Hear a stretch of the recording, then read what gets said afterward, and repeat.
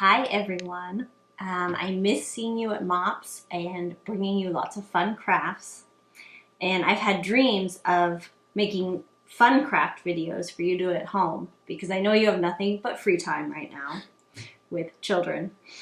But today I'm bringing you a slightly more practical craft because I just wanted to help you if you're feeling overwhelmed by all the face masks out there. So today I'm going to show you how I made face masks. Which I know it's, like I said, it's not super fun, but you might be needing them. And I know when I went to make mine, there were so many different tutorials and styles that I kind of got overwhelmed for a bit. So I wanted to show you what I did and how I chose it, and so then you can make yours at home. So in a minute, I'll show you the one I ended up making, but the first couple I tried were kind of, there's a more like pleated style you may have seen. So this was the first one I made, which has really loose pleats, and I used ribbon to tie it. And I just felt like it was a little too, like it didn't fit my face well enough. There were all these gaps, but I felt like I couldn't adjust it right, so I can't talk with this on. I can't talk with that on. So, I mean, it works. It's better than nothing, but I wasn't super happy with it. So then I tried this similar style, but this time I did elastic loops just to compare. And I also put some interfacing, which is a sewing thing. It just makes your fabric a little thicker, thinking that might help it be a little stiffer and would also add some protection. But this was too stiff. And the same thing, I didn't feel like it fit my face well. And I don't really like the elastic loops. They hurt my ears, see?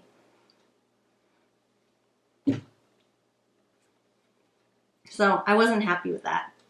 So I found this pattern, which is the one I'm going to show you today. And I'll put the link to where I found it when I post this video so that you can download it if you want. And so this kind, it's a little bit more like face fitting. And I also did straps so that this one has a strap that can go over, and then the other one ties on top like this. And so I found this just to have a better seal and also just to be more comfortable long term. So I'm going to do a quick little walkthrough of how to do this. On the website where you find the pattern, she does have a picture tutorial, but I found it kind of confusing. So I just wanted to walk you through it with a familiar face.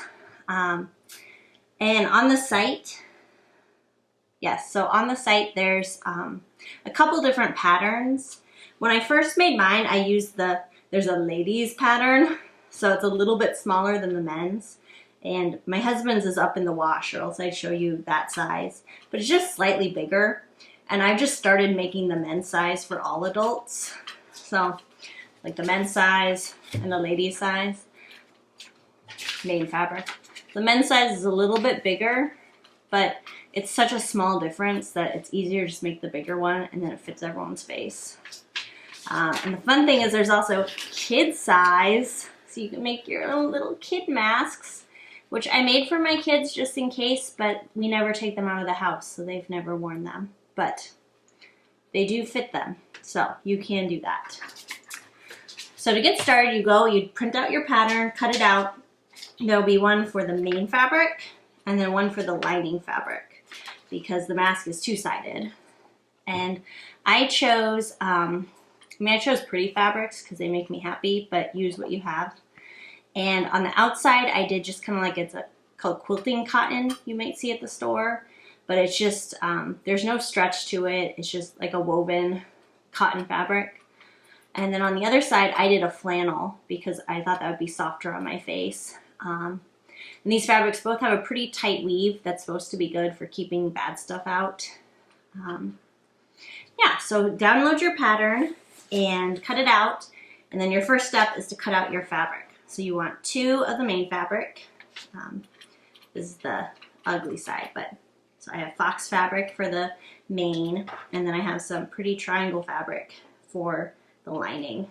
So we'll do that, and then our next step is going to be to sew all along this edge. So the long round curvy edge, I'm going to sew that on both pieces. And I know not everyone has a sewing machine, or if you do have a sewing machine, knows how to use it, because we've talked about this at MOPS before. And if you don't have a sewing machine, you can sew it by hand. If you don't have a sewing machine and are scared of sewing it by hand, you could probably get some fabric glue. Like, it probably wouldn't hold up as well, but you know, if you need something, I'm sure you could do that. But I bet if you have a needle and thread, you could stitch it together. I believe in you, okay? You can do it. All right, I'm gonna sew this and then we're gonna come back, and my awesome husband, cameraman, is gonna help me with the next part. So I've sewn my fabric together. I did along this round edge, and you'll notice that the less pretty side is showing because you want your good side of the fabric to be on the middle, which you'll see why when we finish the project. So I sewed both the main fabric and the lining fabric. And then our next step is going to be to put them together. So in the instructions, it does say to open it up and iron this little part here in and like stitch it to really lay it flat. If you're a rebel like me, sometimes you skip those steps, but choose your own adventure there. I don't really like to follow the rules all the time. And so we're gonna put our main fabric together with our lining fabric, and we're going to open them both up and then put their pretty sides together. So it'll be kind of like this, a little sandwich, pretty sides inside. And then what you do is you're gonna sew along the top edge and the bottom edge. So you wanna pin it together in just a few spots so that it doesn't wiggle around while you're trying to sew. And I found it easiest to kind of do a pin right in the middle, line those sides up, and then work my way out. Otherwise, if I start at one end, I can kind of get off center pretty fast. So, kind of easiest to pin the top, pin the bottom, and then kind of work out.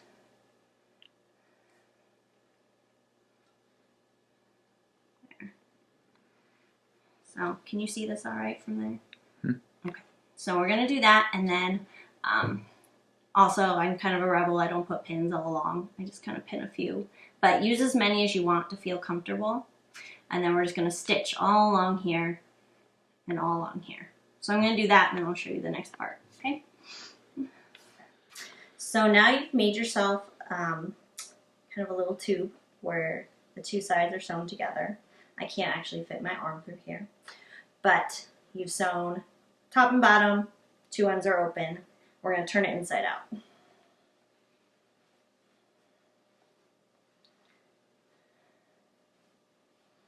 And now it'll start to be looking a little bit more like a mask.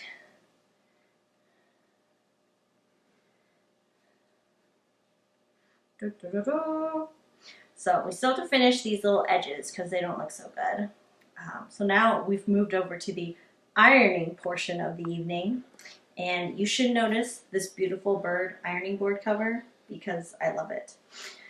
And so what I do is kind of just iron it flat just to make sure it kind of is ready to keep working, kind of has its shape. And I'll do that both sides.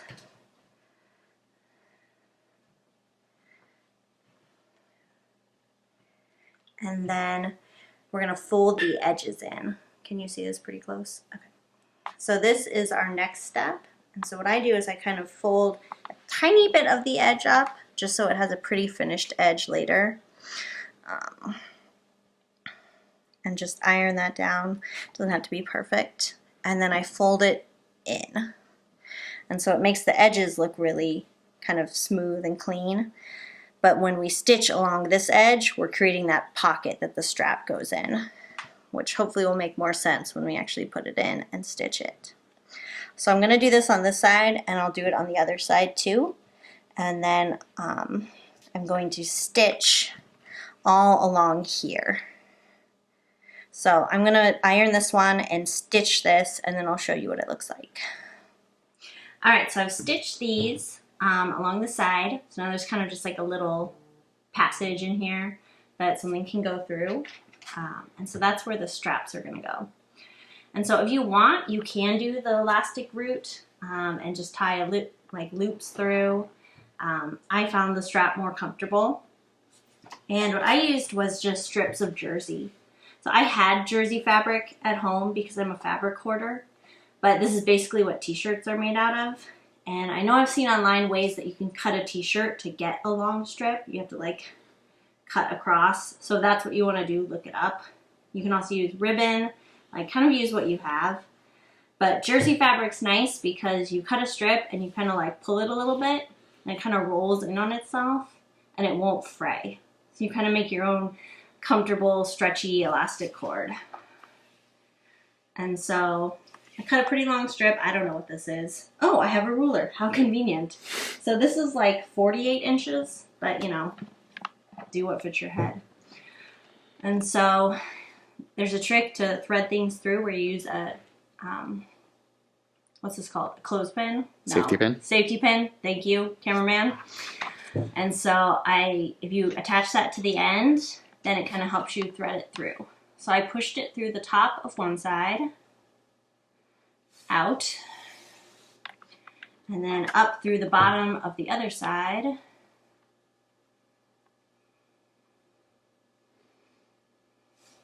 Out, and then you've made a mask. Do-do-do-do! And so I liked having mine where I put a loop over and then tied it. But obviously you can do it,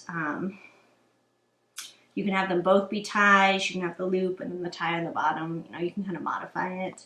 Oh, and this is also the man's size, so you can maybe tell if it fits me differently. It's just a little bit bigger, but it's not like a huge difference. So I thought this would be a good backup, and my husband and I can both use it when we need a backup.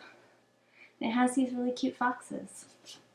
So that's it. I hope that was helpful. I know I've also seen people do modifications where they add like wire or a pipe cleaner or something so the nose fits better, or add a pocket for a filter for extra protection. All that just kind of felt like extra that I wasn't sure whether I needed and felt too complicated. So I just went with a basic mask because I figured for me going to the grocery store, this was probably sufficient. But, you know, you're welcome to investigate those things. And please let me know if you have questions. I know I'm having a hard time some days being at home, and some days are really good and I'm making masks and feeling good about the world. And some days I'm crying and I don't know how to feed my children because they're always there. So please don't be home worried about how you're going to make a mask. Like, if all this looked super overwhelming, like, ask someone for help. Someone who knows how to sew who could help you make a mask. Just put a t-shirt over your face. Like, this was supposed to be helpful and not scary. And hopefully soon I'll be back with something more fun. I've been brainstorming crafts that you can do with things that are probably already in your house because you can't go to the craft store. So hopefully I can find some fun things for you to do at night once the kids are in bed. And with that, I'm going to let you go. Please let me know if you have questions about the mask, or if you have an idea of something else you want me to see me make. And if you just need help with a craft project, you can always text me and we can do a FaceTime tutorial and it'll be super fun. So that's it. Good night, friends. I guess it's day when you're watching this. I don't know. Good time of day. Bye.